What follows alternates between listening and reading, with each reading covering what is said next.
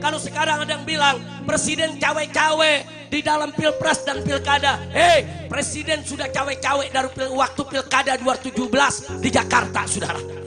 Presiden sudah cawe-cawe untuk memenangkan si penista agama di pilkada 2017. Protes pemerintah dibilang teroris, betul.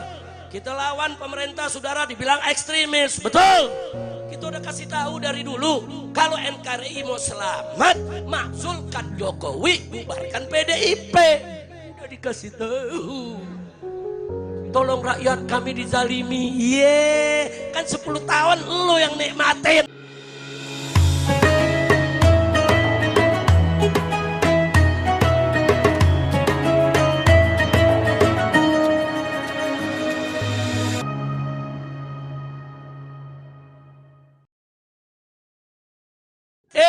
Kalau sekarang ada yang bilang presiden cawe-cawe di dalam pilpres dan pilkada. Hei, presiden sudah cawe-cawe dari waktu pilkada 2017 di Jakarta, saudara. Presiden sudah cawe-cawe untuk memenangkan si penista agama di pilkada 2017. Bukan baru sekarang. Kalau ada yang bilang ini presiden cawe-cawe sekarang, lu baru bangun tidur loh. Kemarin kemana? Betul? Betul? Betul? Sekarang baru sadar, iya ya, ternyata presiden begini-begini. Lu kemarin tidur, baru pada bingung, pakai nyariin Habib Rizik mana, Habib Rizik, lu kangen. Nah kemarin kita berjuang dicaci maki, betul. Kita protes pemerintah dibilang teroris, betul. Kita lawan pemerintah, saudara, dibilang ekstremis, betul. Kita udah kasih tahu dari dulu, kalau NKRI mau selamat, makzulkan Jokowi, bubarkan PDIP. Udah dikasih tahu. Gak paham-paham. Akhirnya sekarang dia media berkelahi. Nah, rasain, betul. Betul. Betul. Sekarang kalau dia media berkelahi bagaimana? Jangan pisahin. Ngapain lu pisahin? Saudara, saya mau tanya nih semua. Adu domba hukumnya apa? Jawab yang kompak dong. Masa lu adu domba nggak tahu hukumnya? Ayo nih orang jalan kesadaran nih. Adu domba hukumnya apa? Yang kompak, adu domba hukumnya apa? Adu manusia. Adu manusia. Adu setan. Nah, adu domba haram. Adu manusia lebih haram. Adu setan wajib. Ya setan, saudara. Sekarang setan lagi berkelahi. Lu gelar tikar, bikin kopi, tonton. Udah nggak usah pusing-pusing. Setuju gak? Setuju gak? Setuju gak? Sekarang media lagi pada berantem. Saudara, yang satu bilang, tolong rakyat kami dizalimi.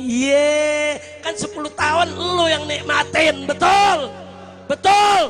Sekarang pakai playing victim. Kita dizolimi kemarin, lu yang zolim. Betul? Betul? Makanya tunggu, lu jangan turun-turun lagi loh.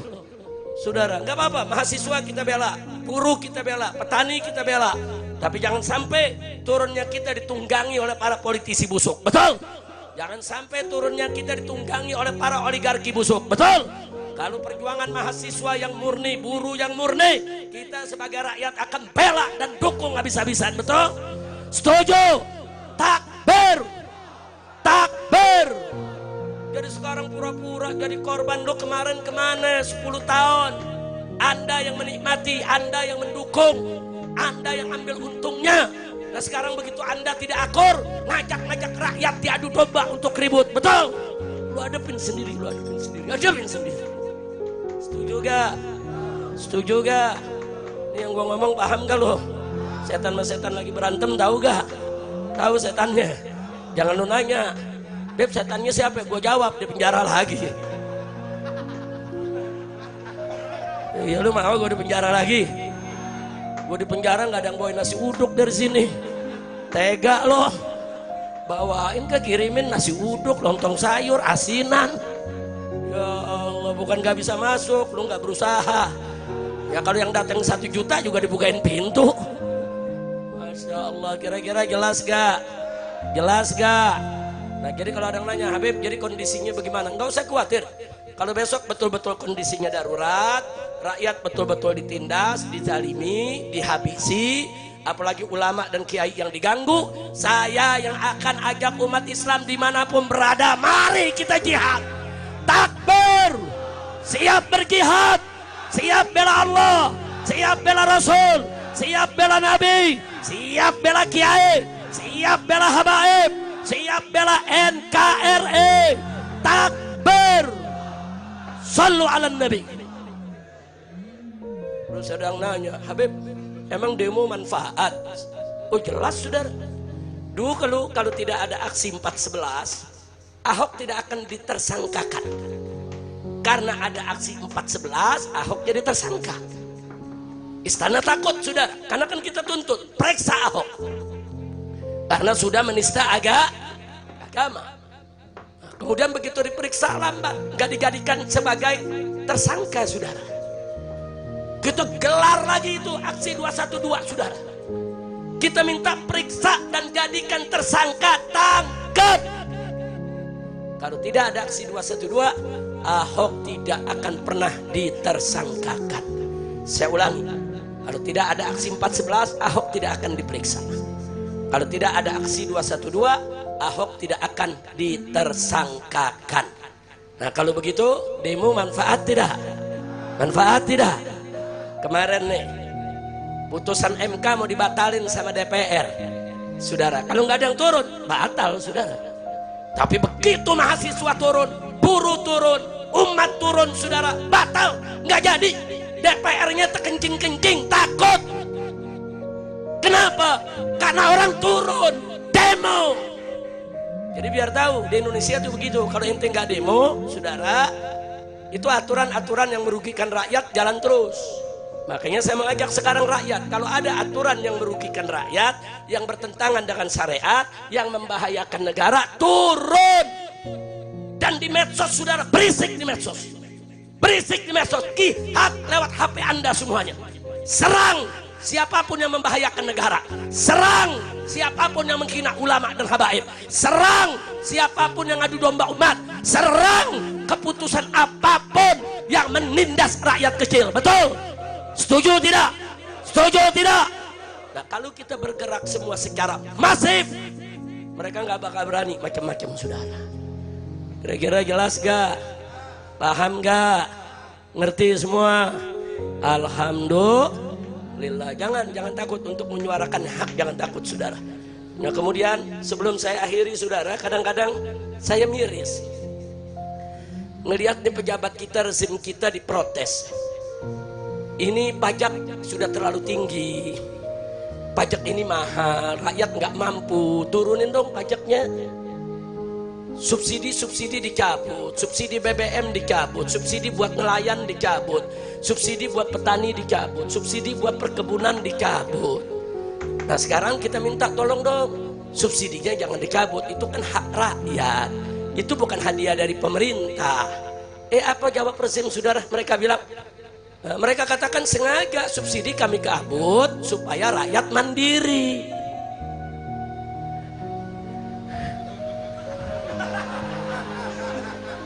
Subsidi dicabut supaya rakyat mandiri. Ya kalau begitu saudara, saya sih setuju aja. Jadi dicabut supaya rakyat mandiri, beli pakai uang sendiri, nggak ada bantuan lagi. Saya setuju. Nah supaya adil saudara, pemerintah juga mesti mandiri. Setuju gak? Setuju gak? 80% saudara pendapatan Indonesia saat ini dapatnya dari pajak. Kita jangan bayar pajak. Supaya apa? Supaya mandiri. Supaya pemerintah setuju gak? Setuju gak?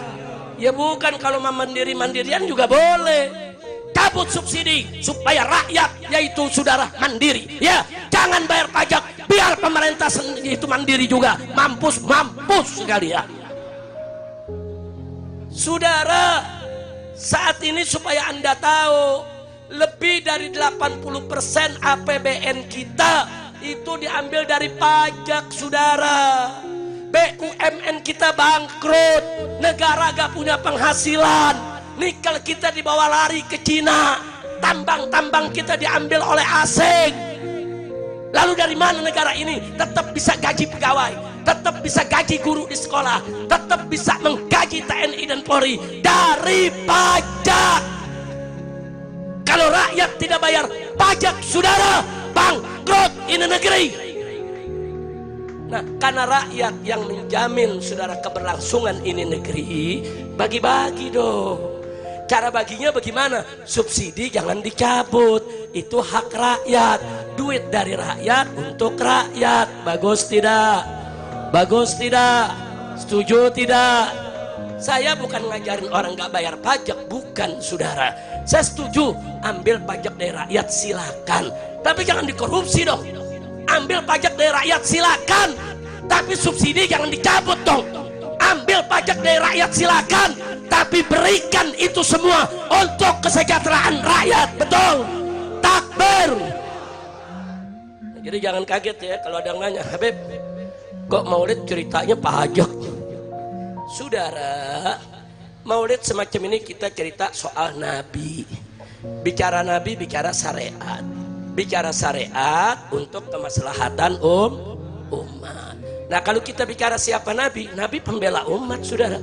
Nabi nggak mau umatnya disusahin. Nabi nggak mau umatnya, saudara, ditipu-tipu. Bahkan Nabi sudah berdoa di zaman beliau. Catat ini doa, saudara. Jadi kalau ada yang sekarang bilang, Habib, kita nggak boleh itu sumpahin pejabat-pejabat brengsek. Siapa bilang? Tahu salah satu doa Nabi bunyinya bagaimana, saudara? Nabi mengangkat kedua tangannya berdoa kepada Allah. Allahumma man waliya min amri ummati syai'an fasyaqqa alaihim fasbuq alaih. Wa man waliya min amri ummati syai'an farafiqa bihim farfuq bihi. Itu doa Nabi, saudara.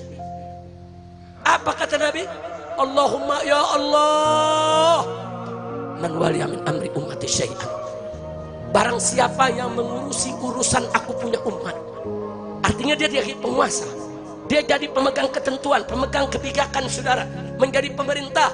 Barang siapa yang ngurus aku punya umat, fasyaqqa alaihim, dia bikin susah aku punya umat, fasquk alaih, bikin susah lagi dia, ya Allah. Doa siapa tuh?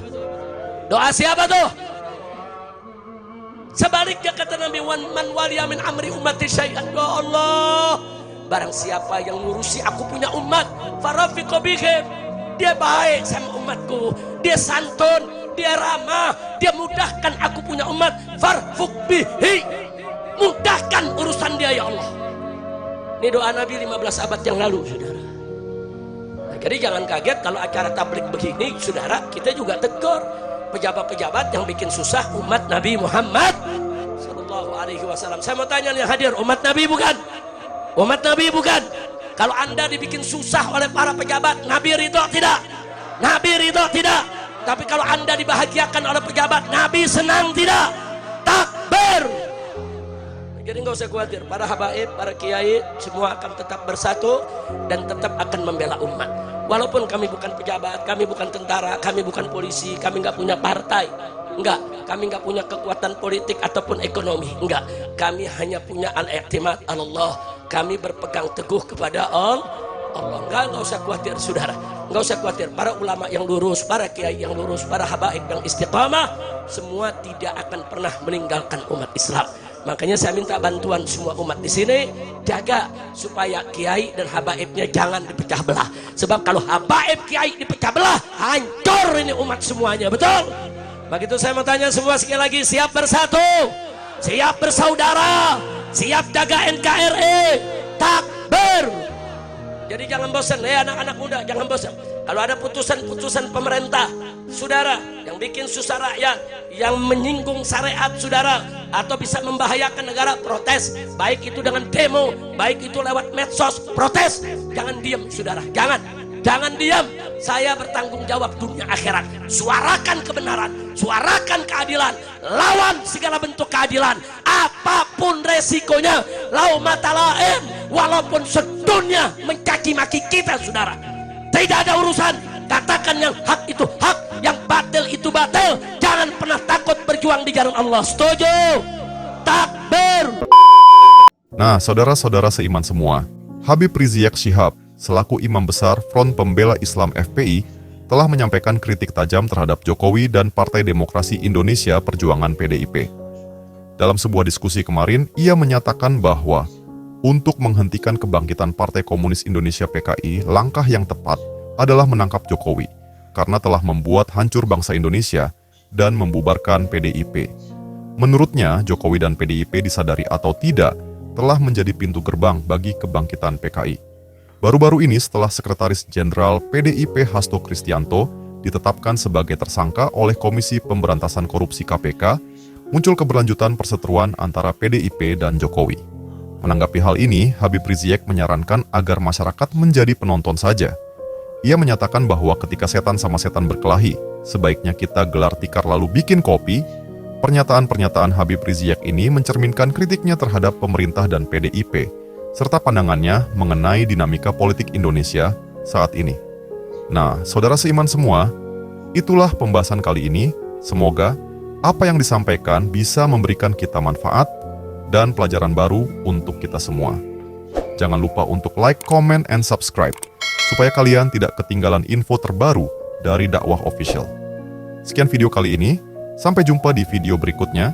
Wassalamualaikum warahmatullahi wabarakatuh.